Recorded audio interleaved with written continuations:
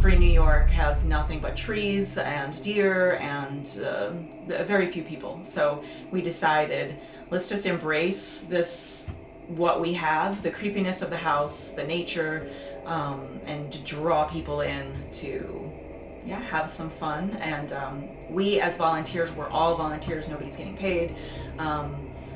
We're just having a lot of fun, just being creative and letting our characters also evolve as people come through and hopefully get scared.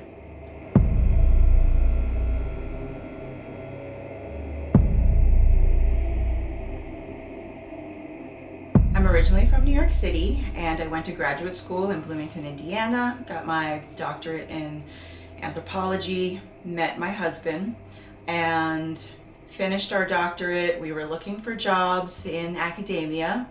Wasn't really happening, and one of Joe, my husband's relatives, was reading the Buffalo Times, saw a newspaper article about a contest to win Tickletown.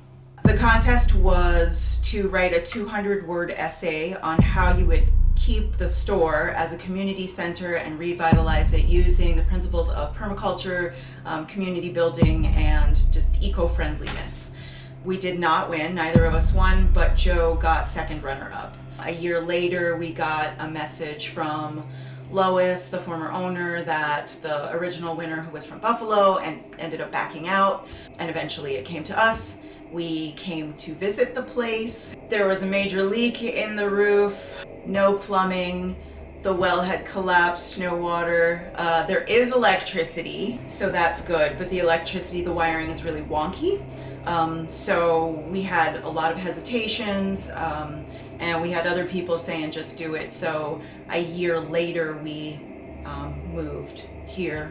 There was a tradition of doing full moon potlucks here under the former owner, and so we have hosted a few of them before we started kind of the renovation demolition. Because part of the contest was to continue Tickletown as a community center, most of the classes that we hold, most of the activities that we hold are by donation. We've also do yoga classes. Mostly the classes have been outside on the stage because there is a stage out back. Saturdays we've had a historical martial artist come in and teach people, again for donation, how to wield a sword. One of our friends is a burlesque dancer, and I taught yoga to him. I know he's done haunted houses, so I presented the idea of like, hey, can you help us do a haunted house? And he said yes.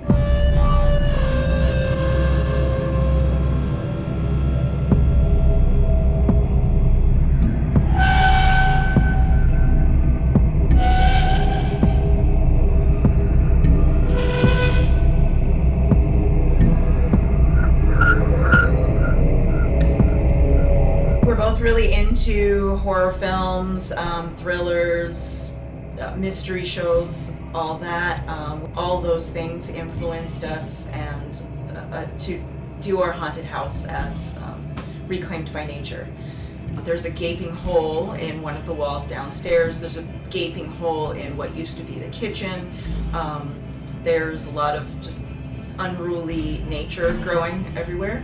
It's cheap. You don't really need a lot of like a big budget, and you can just bring things in.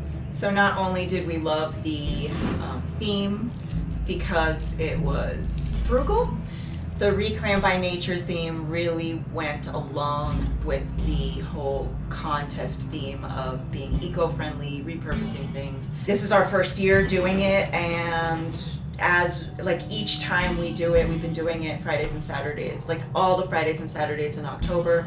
Each time we set up, we have new ideas about things to do, new partnerships we can make, and so this kind of spur of the moment haunted house fundraiser will continue for as long as I guess we have Tickletown, and hopefully beyond.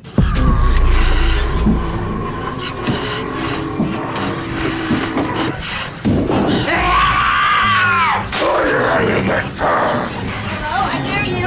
Right here, I'm right here. Please help me.